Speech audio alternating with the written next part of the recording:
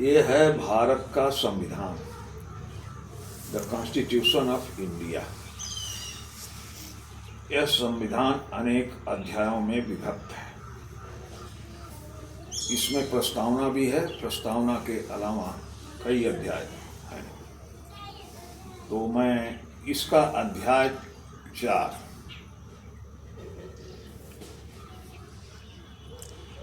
4 का एक पार्ट, इसकी कुछ उपधाराओं का उल्लेख कर रहा हूं।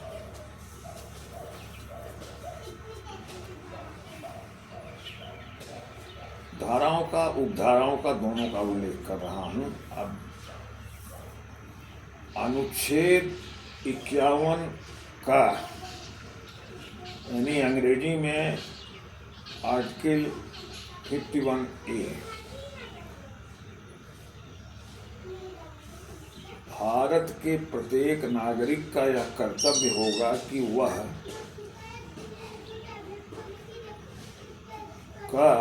संविधान का पालन करे और उसके आदर्शों, संस्थाओं, राष्ट्रध्वज और राष्ट्रगान का आदर करे।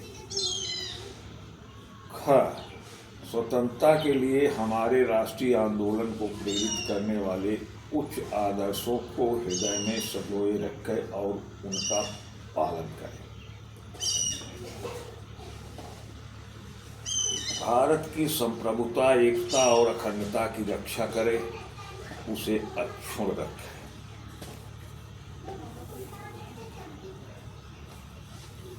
देश की रक्षा करे और आह्वान किए जाने पर राष्ट्र की सेवा करे।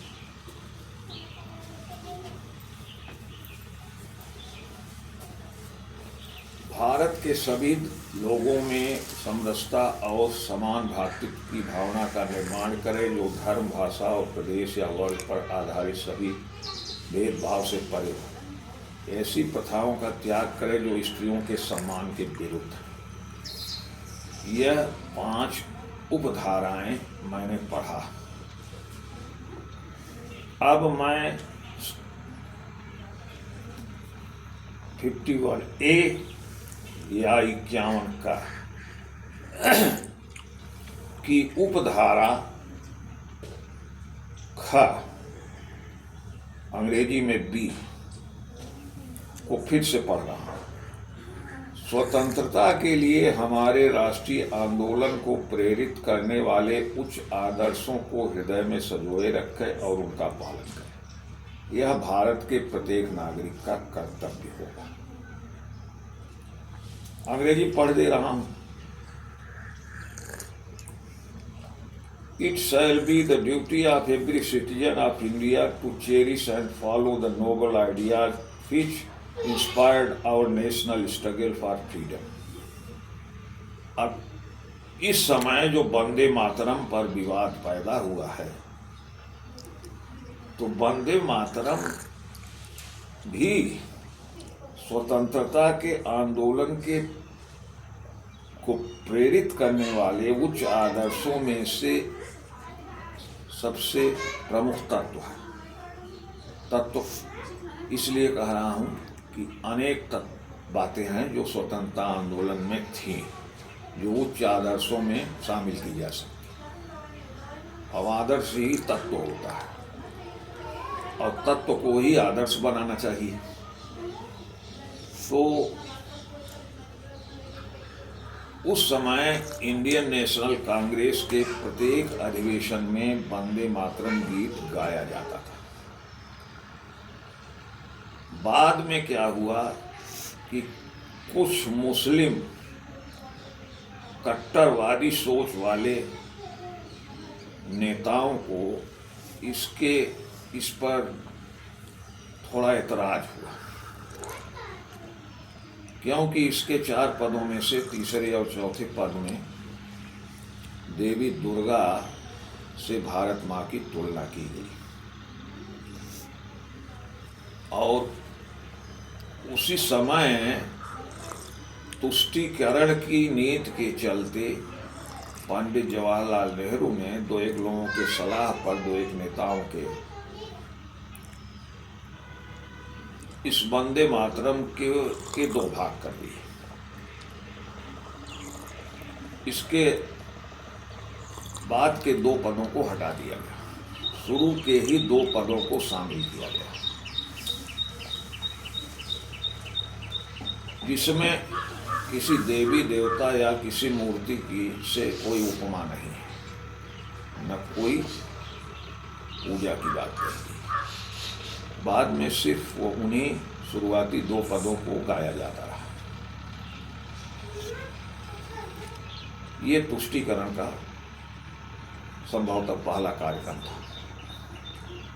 अब संविधान में लिखा हुआ है कि उच्च आदर्शों को हृदय में सजोए रखें, उसको हृदय में धारण करें और उसका पालन करें।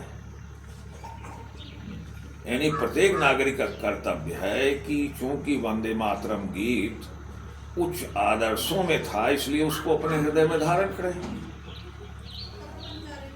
भाई दो पदों को ही धारण करें, या सिर्फ वंदे मातरम दो शब्दों को धारण करें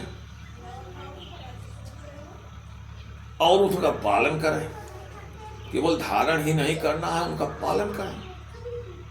यानी वैसा भाव रखें अंदर कि ये भारत माता हमारी माता है, ये मातरम है। और वंदना का मतलब ये नहीं है कि पूजा पाठ हो रहा है, इबादत हो रही है। वंदना माने हम नमन करते हैं, हम सलाम करते हैं। नमन करना, नमस्ते, नमस्कार, या आप कि मैं वंदना करता हूं।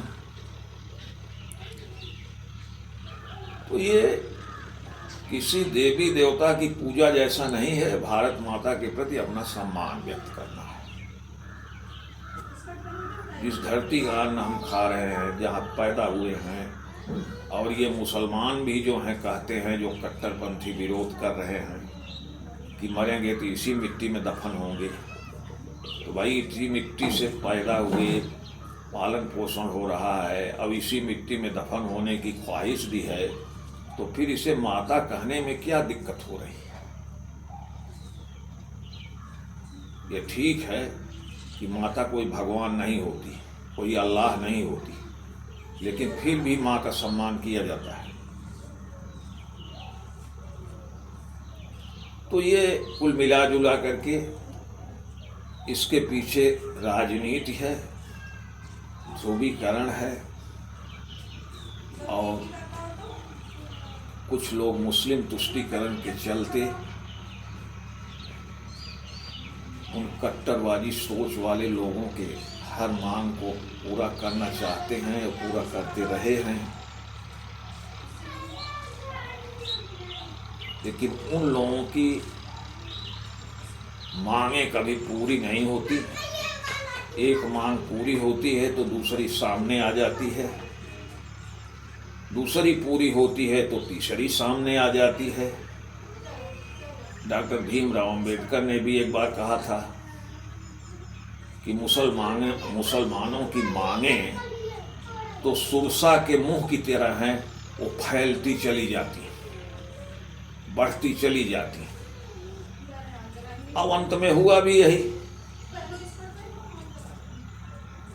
महात्मा गांधी जी ने खिलाफत आंदोलन का समर्थन किया।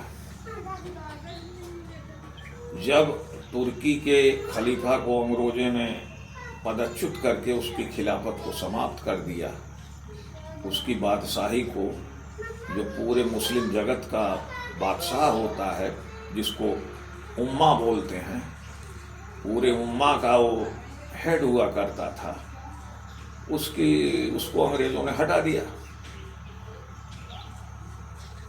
तो अंग्रेजों के उस कार्रवाई के विरुद्ध एक आंदोलन खड़ा हुआ था भारत में, जिसको खिलाफत आंदोलन कहा जाता है। और ये भी मुस्लिम तुष्टीकरण की एक बहुत ही प्रमुख उदाहरण है, जो महात्मा गांधी जी के नेतृत्व में हुआ था। खिलाफत आंदोलन का समर्थन किया था।